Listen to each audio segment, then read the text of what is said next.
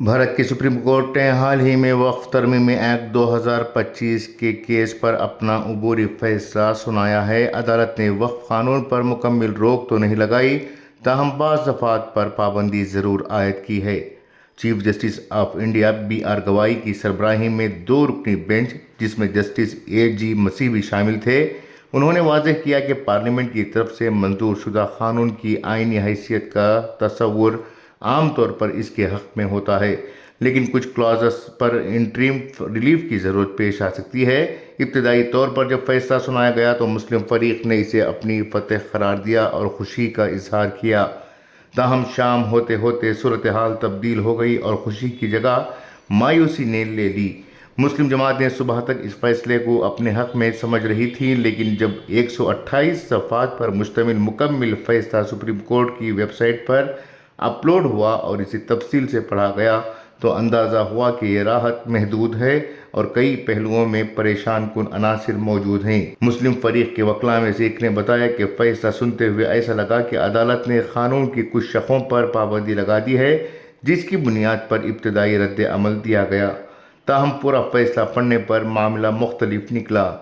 Collector کے اختیارات پر پابندی خوش آئند ہے، لیکن دیگر اہم مسائل پر عدالت کے ابتدائی تبصرے پریشان کن ہیں۔ مثال کے طور پر آرکیولوجیکل سروے آف انڈیا کے سروے پر کوئی پابندی نہیں لگائی گئی۔ قانون میں ترمیم کے تحت وقف املاک کو غیر وقف کرنے کی بات پر بحث ہوئی تھی، لیکن عدالت نے اس پر روک نہیں لگائی۔ یہ ایک گرے ایریا ہے جہاں ASI سروے کے بعد ملکیت کی منتقلی تشویشناک ہو سکتی ہے۔ اسی طرح سے مذہبی موضوعات سے متعلق اجازت کا معاملہ بھی غیر واضح ہے۔ قبائلی علاقوں میں مسلمانوں کے جائیداد کے نام پر زمین پر قبضہ کرنے کا حق نہیں دیا جائے گا، جو آرٹیکل 25 اور 26 کے خلاف ورزی کا شائبہ پیدا کرتا ہے۔ ایک اور اہم پہلو یہ ہے کہ وقف پر حد بندی ایکٹ کا اطلاق نہیں ہوگا۔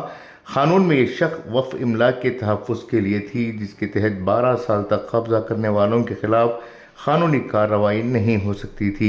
اب اسے ہٹانے سے وقف جائیدادوں پر قبضوں میں اضافہ ہو سکتا ہے۔ عدالت کا نقطہ نظر یہ لگتا ہے کہ وقف اداروں نے سرکاری املاک پر قبضہ کیا ہے، جو مسلم فریق کے لیے مشکلات بڑھا سکتا ہے۔ آل انڈیا مجلس اتحاد المسلمین کے سربراہ اسد الدین اویسی نے ابتدائی طور پر فیصلے کا خیر مقدم کیا تھا، لیکن مکمل فیصلہ پڑھنے کے بعد کہا کہ یہ عبوری حکم وقف املاک کی حفاظت نہیں کر سکے گا۔ ان کے مطابق تجاوزات کرنے والوں کو فائدہ ہوگا اور وقف اراضی پر ترقیاتی کام رک جائیں گے۔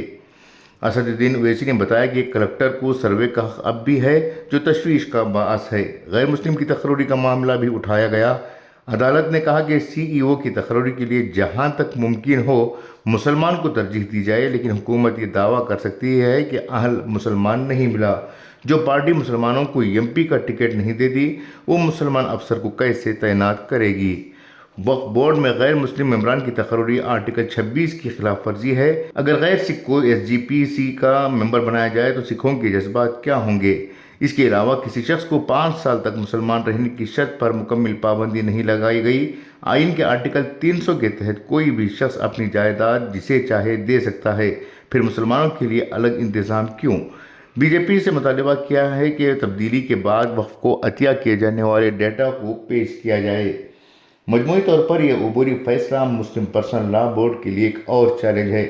پارلیمنٹ میں نمبرات کی بنیاد پر یہ بل پاس ہوا اور جن طاقتوں پر بھروسہ کیا گیا تھا انہوں نے دھوکہ دیا۔ عدالت میں، سڑک پر اور پارلیمنٹ میں لڑائی لمبی ہے۔ ماضی کے کیسز جیسے شاہ بانو، بابری مسجد، 3 طلاق اور سنبھل سے سبق لینے کی ضرورت ہے۔ بیانات میں احتیاط، اعتدال اور توازن کا خیال رکھنا چاہیے کیونکہ امتحان قریب ہے۔ بیورو رپورٹ، انقلاب نیوز، نئی دہلی۔